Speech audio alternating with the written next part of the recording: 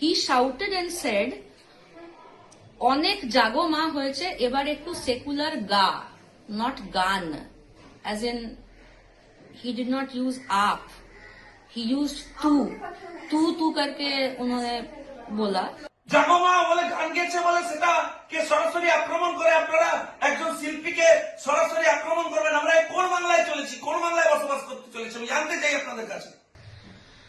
So while I was talking, before the 8th song began, this man came running onto the stage and he wanted to hit me. Basically, he wanted to beat me up. He was here. He was absolutely here when, as in with me in this distance. He was here when 2-3 people kind of, got hold of him and they removed him. So basically, even though he wanted to beat me up, but he could not beat me up because people stopped him from beating me up. But there's a video of this whole thing because the school was recording my entire concert, was video recording my entire concert, and they were also playing that video on the LED which was behind me. So the school has the video recording, so if anybody can get through to that video recording, everybody can see that he basically got up on stage to beat me up. But since people stopped him from beating me up, they could not beat me up.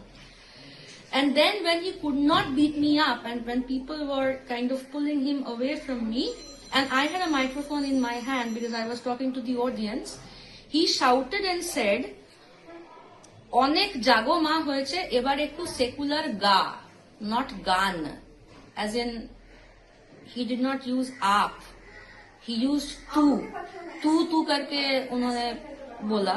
আমি জানতে চাই যে আপনারা কি মনে করেন এই জাগো মা গানটি কোনোভাবে হচ্ছে ধর্মীয় একটা গোলামির জায়গায় রয়েছে? এটা সেকুলার নয়। সেকুলারিজম মানে কি? জাগো মা বলে গান গেছে বলে সেটা কে সরাসরি আক্রমণ করে আপনারা একজন শিল্পীকে সরাসরি আক্রমণ করবেন? আমরা কোন বাংলায় চলেছি, কোন বাংলায় বসবাস করতে চলেছি, আমি জানতে চাই আপনাদের কাছে।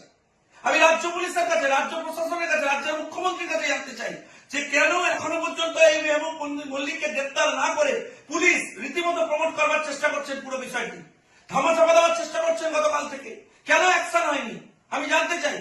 এই জেলায় তো কেউ করে এসপিও নাই, আমি খুঁজে পাইনি গতকাল থেকে। আমার প্রশ্ন হচ্ছে যে প্রশাসন, পুলিশ প্রশাসন কি চান? কমিউনালি এই জায়গাটায় এরা এই ধরনের লোকেদেরকে বসিয়ে রেখে হচ্ছে বাংলার সংস্কৃতি, শিল্প সবকে লাটে তুলতে চান।